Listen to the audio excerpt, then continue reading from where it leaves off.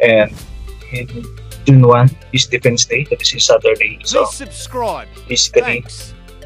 same setup ng ginawa natin last sem during your defense for your basic research. Basically, same setup. Sample, formula outfit, you have your nameplates, and I have to assign people for certain tasks like MC hosting, will do the certificate of appreciation, how to operate the PowerPoint. Ayan, no? So ito yung ating mga tasks. Anyway, I will be assigning the task later this week. Sa June 1 pa naman yun. So we have approximately just around 2 weeks lang. And of course, you have to pay defense fee sa ating cashier. Alright, so yung ating topic now, balikan ko lang yung ating lesson last meeting. If we can see the slide, I mean my screen, I'm presenting now. I'm going back to activity number 13. Ito ginawa natin last time. Wherein we prepare the not prepared but we computed. Pag nagkaroon yung panelist, sample, the profit, the ratio of the profit, the payback period, ito yung pinag-aralan natin last time, diba? We compute kung ilang percent ng profit, ang yung profit, ilang percent, and ilang months, ilang taon bago bumalik yung investment nyo. No? That is the payback period last week. And ito yung ating lesson nakaraan, di ba? We computed in percentage. So we already did this one. Wherein kung sinabing gross profit, that is in percent, like 48%. Pag sinabing profit margin, so it should be just basically just dividing, no? Yung gross profit, divide palagi sa net sales ng business nyo to get the gross profit or the profit margin. Yan. So pag nagtara yung panelist, no? Ilang percent pa yung profit nyo? So ito yung sagot nyo, the profit margin. Yan. Sa ating sample, that is 12%. No? So hindi masyadong malaki ang profit margin. Approximately around those amount lang. 12, 11, 15. Mga normal na mga normal na tubo ng mga negosyo. No? 12%. And we also computed how to get the payback period last time. So basically, pag nagtarim panelist, no, ilang taon bago bumalik ang puhunan or ilang buwan, gaano katagal, no? So they are asking your payback period. So yung last time we computed how to get the payback. And kailangan natin dito makuha mga data. You'll be needing the investment, the initial investment of the company. The initial investment in total, no, ng mga partners. Example, you contributed 10,000 each, so that is 50,000. So ang inyong partner's initial investment is 50,000. Sa ating sample kasi, yung kanilang total investment, pag inipon, no, is 4 million. So, sa inyo, hindi naman siguro abot ang 4 million. No? 100,000 siguro is feasible na investment. No? So, yun nakalagay dito, 4 million. Or depende sa ina-compute. And we will also be getting the annual net cash flow from operation. So, na-compute na natin to last time. We already studied how to get the annual net cash flow. So basically, it will come from your statement of cash flow, itong annual net cash flow from operation. So if given the mga yan, you can compute the payback period. And just follow the formula na pinag-aralan natin last time. Sa ating sample dito, no, ang payback nila ay 2.17 years. It will be translated to 2 years and 2 months. Ibig sabihin, 2 years and 2 months bago may balik yung puhunan nila. Bago mabawi yung kanilang mga investment or puhunan. So that is basically the payback. Okay, and we have already started yung socioeconomic study. No? So pinagawa ko na rin sa inyo ito. Ito yung last chapter ng yung thesis, no? Chapter 6, socioeconomic study. So basically, ito yung sasagot sana eh. Example, if they will ask you if ano ba yung impact ng inyong business sa environment, sa socioeconomic, sa social environment, sa economic environment ng area or location wherein you are located. So, kaya sinasagot niya natin chapter 6, socioeconomic study. So, nakalagay dito yung example, the economic contribution ng inyong business sa environment, no? Sa economic environment, example, employment. Yan. Employment, it will give employment sa mga, you can contribute to employment generation, no, ng inyong lugar. So, that is basically economic impact ng inyong business, no? And socioeconomic, yung the people have sources of additional alternatives, no? Pagkukunan ng mga example, depende sa negosyo nyo. Example, if you're into fast food, so additional sources of food, of supply, yung mga tao na nangangailangan, no? And the flow of transactions will contribute socially kasi nagkakasalamuha yung mga ibang tao through business transactions. So meron siyang contribution sa society, and of course meron ng impact yung negosyo niya sa, let's say, natural environment, no? Kasi you are not take into consideration yung proper waste disposal. So meron kang pollution to be contributed sa environment. So ito yung mga basically mga impact: employment generation, environmental conservation, kasi if you're a responsible owners, no, so you will take good care of the environment. So nakatulong ka sa sa environmental conservation. Example, proper waste disposal. You are not emitting gases or emitting carbon dioxide sa atmosphere, and you don't contribute to water pollution. So you conserve the natural environment, no? Kaya kasama sa impact ng iyong business. Okay, and yan yung ating activity number 13, last meeting, and this should have been done, or this should have been submitted last May 19. So nagawa niyo na ito. Binalikan lang natin siya. Okay, that is activity number 13. So we'll now go to activity number 14. Okay, let me check. Okay. So I will now be sharing this one. Stop sharing. Stop sharing. Yeah. Share activity 14. Okay. Ito na. So let's go to activity 14. So we are down to the last two activities sa inyong visibility. Okay, so let me enlarge this one.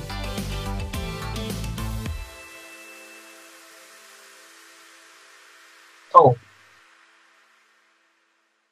So yung activity 14 and activity 15, you will not be just writing attachment or yung mga appendices section. Hindi sa lamas atong part ng feasibility, pero mga attachment, mga documentation. So for activity number 14, instruction here, write or attach the following parts of appendices section. So pag sinabing appendices, ito yung bandang likod, no? Parang sa ating base research din last time, di ba? Ay yung mga attachment din ko dati, di ba? Sa research, yung sa bandang dulo, appendix A, appendix B, no? So sa ating FISIP, so meron tayong mga appendices section. Okay, so the first appendix A, this appendix A, no, should be attaching or append yung survey question na ginamit nyo sa inyong research. Diba last time may nagka-problema kayo, no, when it comes to this one, the survey, right? So dito sa survey questionnaire, you attach here yung questionnaires na ginamit nyo, di ba? Before we started the lesson,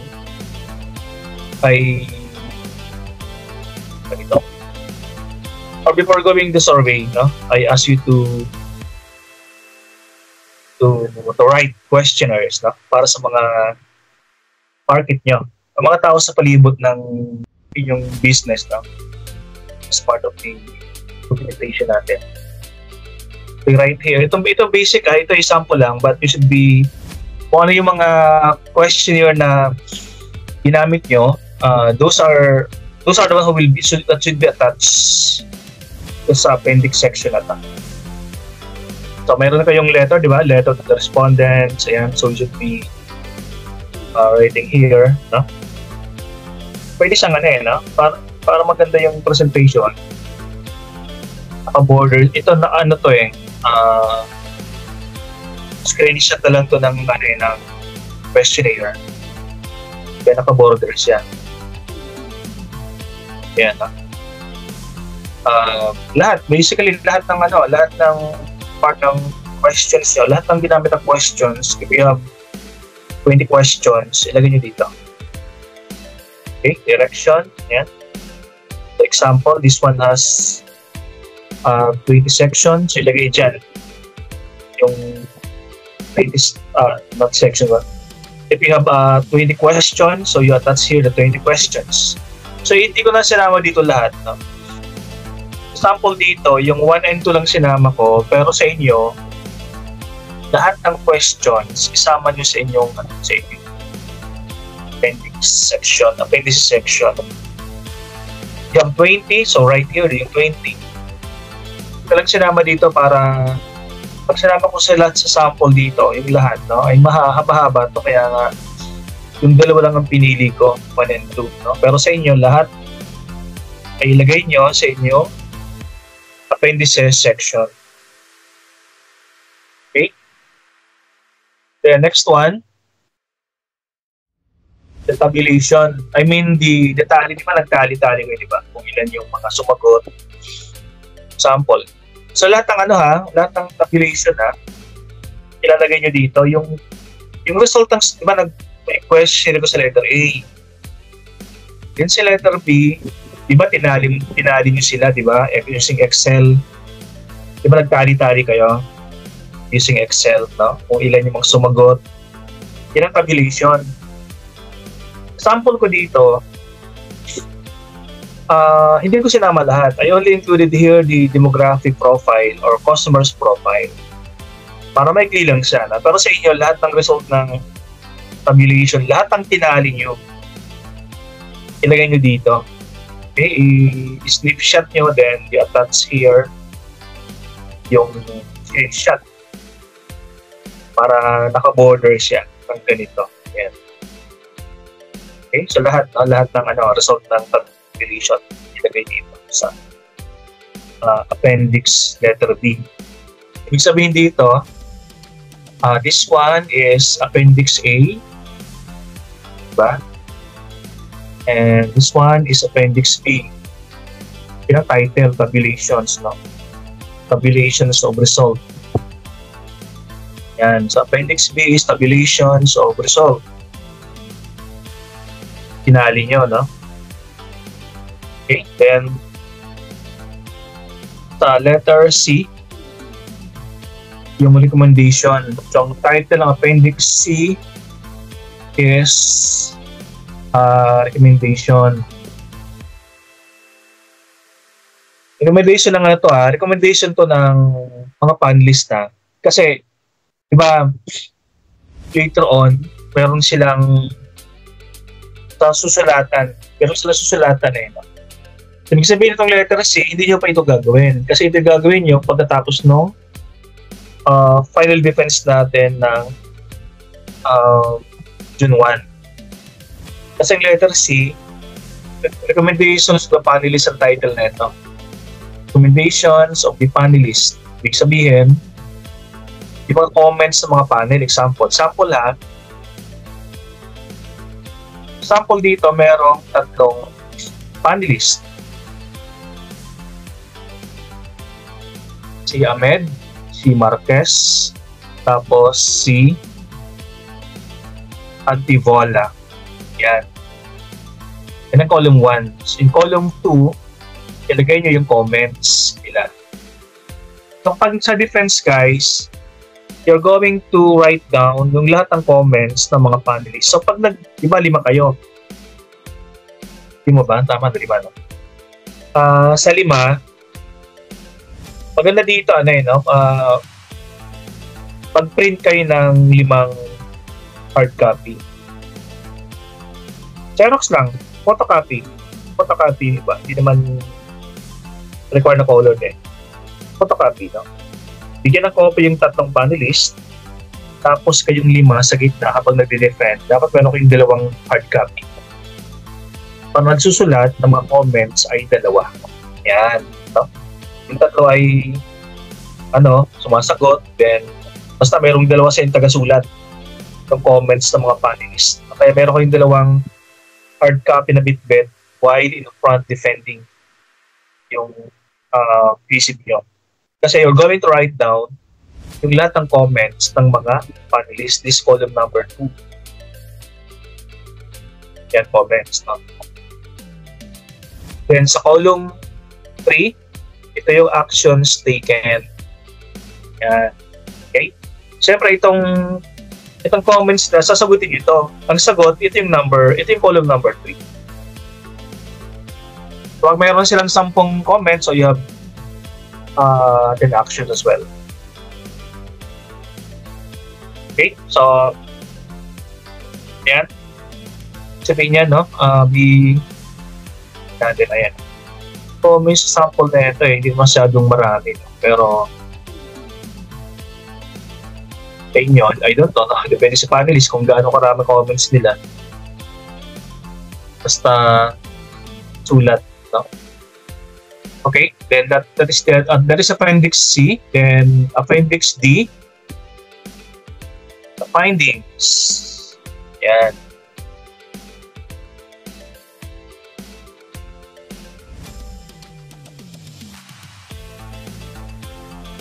Take nga pala guys, pagkatapos ng chapter, di ba, sinulat ng chapter 6, Socio-Economic Study. Then pagkatapos ng chapter 6, ito na yung part ng appendices section. Okay? Yung title ng portions sa likod, no? Appendices. Appendix A, yan. Appendix B, tabulation. And Appendix C, recommendations. Panelist. Then Appendix D, findings. Sabi niya, findings ng inyong feasibility. Kasi magtatanong ng mga panelists na yun ano bang findings ng inyong anong nangyari? Feasible ba? Profitable ba na magtayo ng negosyo? No? Dapat meron yung findings. Kasi feasibility to, di ba? Feasibility study. Sabihin, pinag-aralan nyo ang isang market kung pwede kayo magtayo ng negosyo. Kaya feasibility, no? So you should have findings. You should have a set of findings. Sa sample natin, take a look at those findings ng sample natin. After studying all the aspects of the business from markup to management, we found out that the business is feasible. Feasible ibig sabihin, pwede, no? Pwede magtayo ng negosyo, maging profitable yan.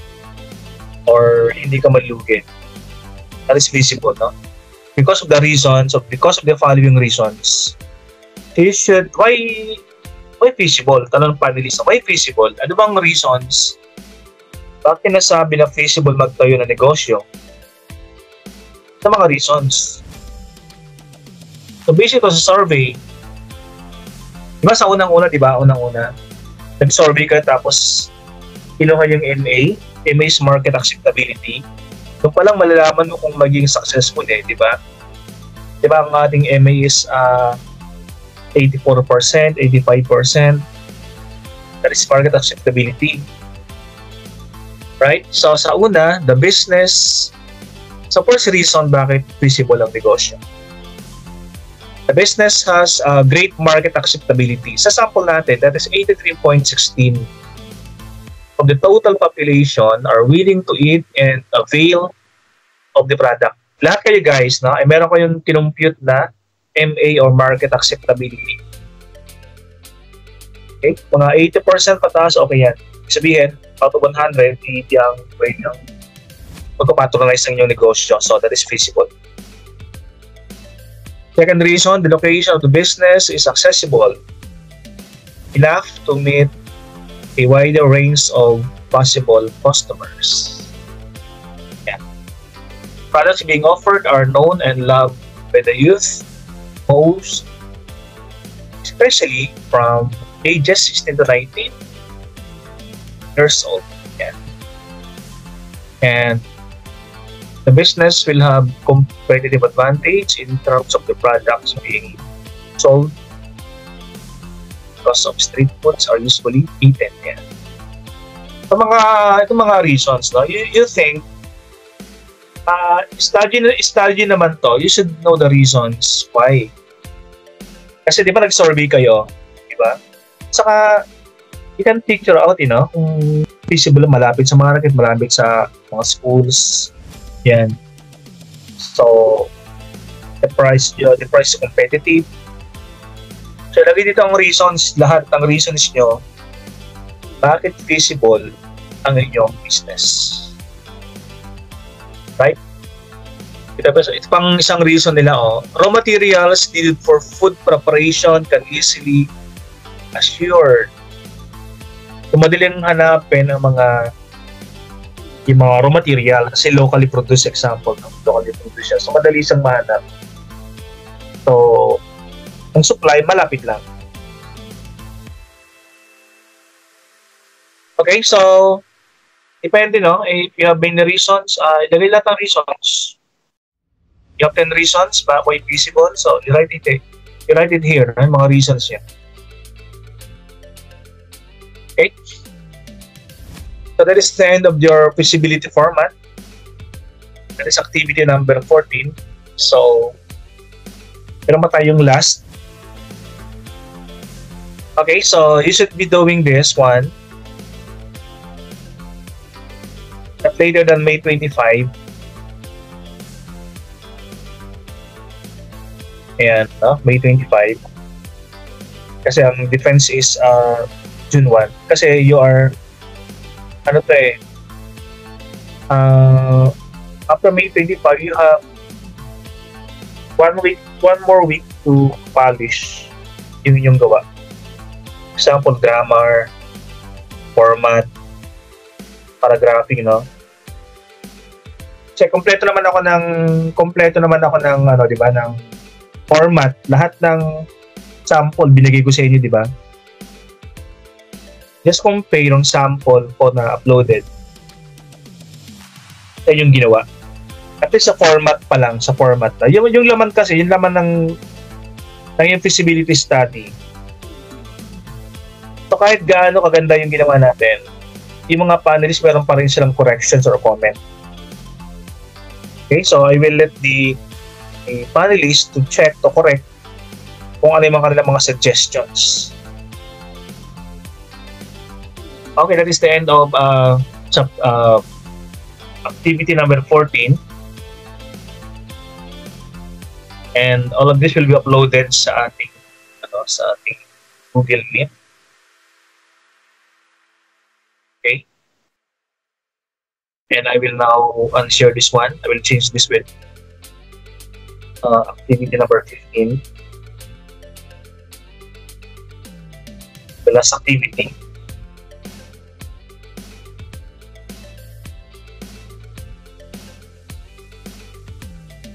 Okay.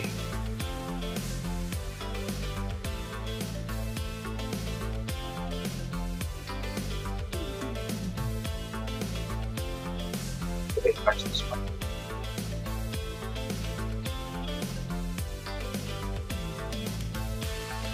Okay, tapos tayo sa activity. Tapos tayo sa format ng feasibility study. Ngayon naman itong last task to be done ng mga grupo ay yung preliminary stages of your feasibility. So, dito hindi masyadong pag-isipan to, no? Basta marunong kayo sumunod sa format. Okay? Activity number 15, you're going to write the preliminary pages of your FS or your feasibility study. So, I will be giving sample sa inyo. So, baka magkamali ha, sample lang to. First line, you write the name of our school, Quezon Colleges of the North. So, tansyahin nyo lang dito, tansyahin nyo lang yung mga spacing. Basta, yung buong page, ay gagamitin nyo. Ito sa first line pa lang, that is close to the margin. Tapos ang ilalim, that is also close to the margin. Ibig sabihin, yung buong page na to ay gagamitin nyo. So right on the first page, the name of our school, Quezon Colleges, then the Ballesteros, Cagayan, di ba? And ano bang address natin? So yung address ng school natin lagay dyan sa pangatlong linya.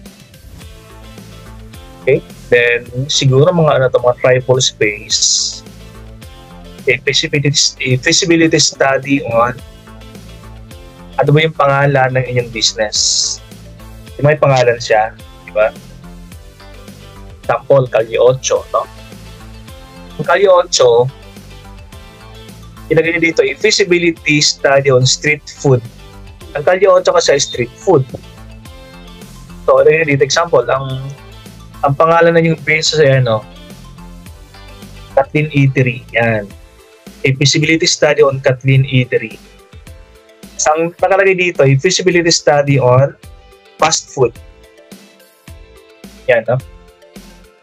In partial fulfillment of the requirements of Bachelor in Business Administration, Major in Marketing Management. So, Marketing Management din naman kayo, di ba?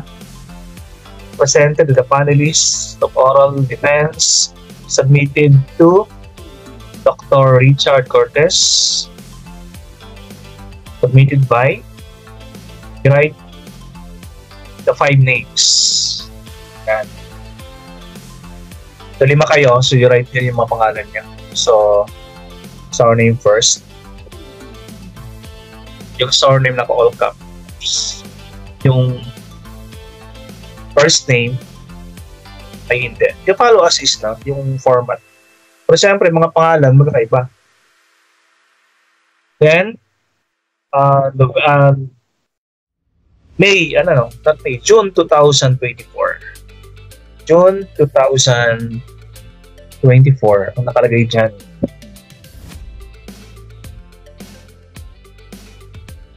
Okay, then let's go to the second page of your preliminary pages. Republic, the Philippines, Quezon Colleges of the North, Ballesteros, Pangasinan, Ballesteros, Cagayan.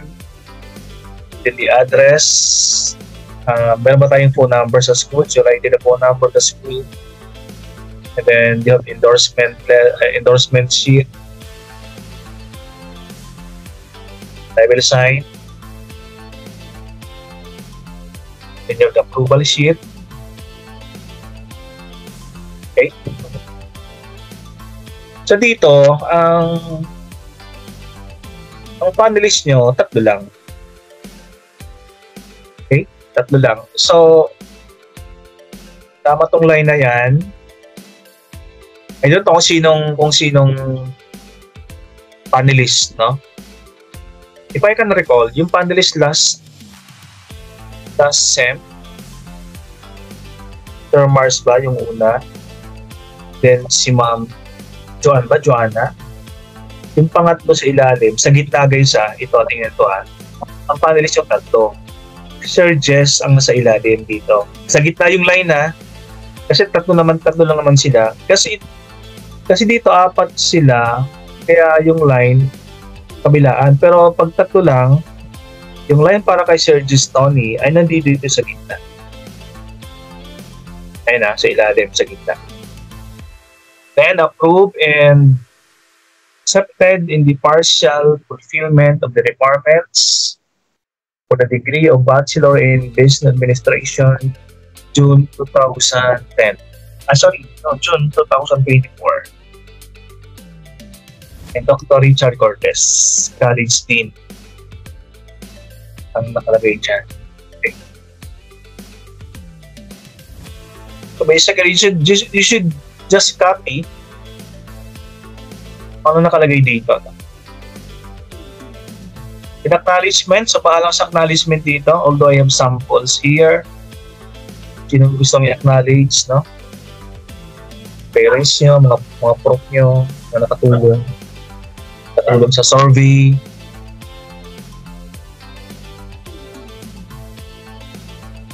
So, ano naman yan?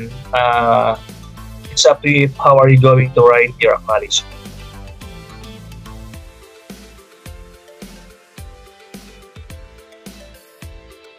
Okay, next part. Ito na yung table of contents. Yan. It's important dito, no? Yung table of content, yung preliminary pages from title page hanggang logo. Ang pagination na gagamitin ay Roman numerals. Ganito. Roman numerals ang pagination. Okay, huwag kamali Then, itong 1, it means chapter 1. Ang title ng chapter 1 is Executive Summary. Okay, then you write below the Executive Summary lahat ng parts. So ito, lahat ng nakalagay dito. Okay, lahat naman kayo mayroon ganito di ba? Pag may nakalagay dyan, tapos wala naman kayo sa PC, huwag nyo lang isama. Sample lang naman to no? Kasi example, survey, meron, formula, meron ba? O pag wala kayo, huwag lang isama dito. Kung anong meron lang kayo, yun lagyan nyo dito sa pagination. Basta, we divided this one, ang table of contents, into the chapter. Chapter 1, Executive Summary. Then, dito naman, Chapter 2, di ba? Ayan Chapter 2, Market Study. Okay? So, starting Executive Summary, ang pagination nyo, hindi na Roman numeral. Arabic number na. Tingnan nyo ang preliminary pages from title page hanggang logo ay Roman numerals. Okay? But starting from Executive Summary, that is Arabic number. Then, Chapter 2, this one, Market Study. Yung mga letters dyan, so basically you should follow them. No? Pero pag sabi ko kanina, pag meron dito, wala naman kayo, huwag nang isama. Pero pag meron, example, meron bang supply, that is letter B. Meron man demand and supply gap analysis, that is letter C. Okay, then Chapter 3,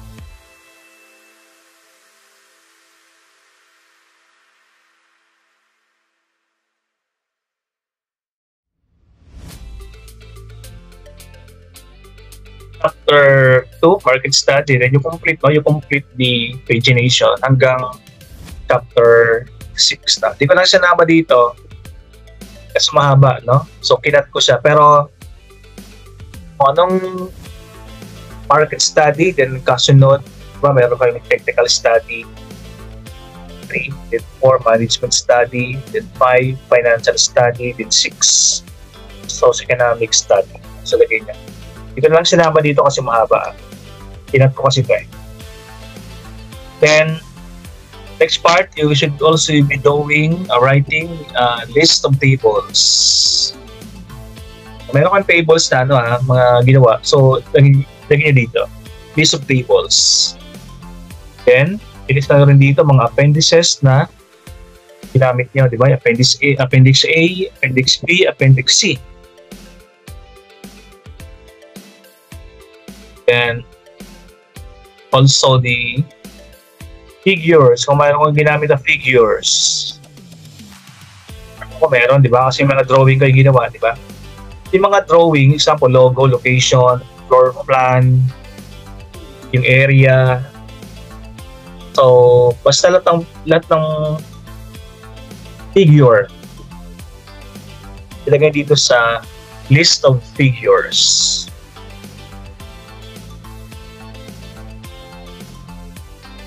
Okay, then, so that is basically the end, no? That is the end of the activity.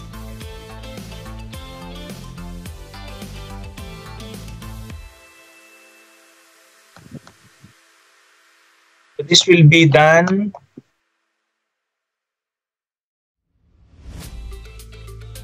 ano naman to? Yung Activity 14 was May 25, diba? O ito naman, deadline to be submitted. Submitted on May 27.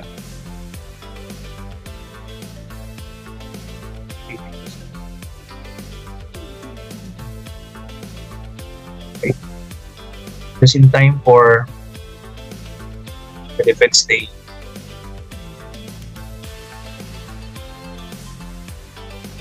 Okay, so that is the end of the lecture for all the activities ng feasibility, preliminary pages, the appendices section. Okay, so pag nagawa naman lahat madali naman mga ito Table of contents, dali rin kasi lima naman kayo. Pang schools ko nga tatlo lang sila nagagawa kayo 5. Okay, so that will be the end of the lecture for feasibility study, and hoping that you will be doing this one on time for the Defense Day, and happy writing. And Spirit of Cortes signing off, and request naman subscribe naman. Bye everyone.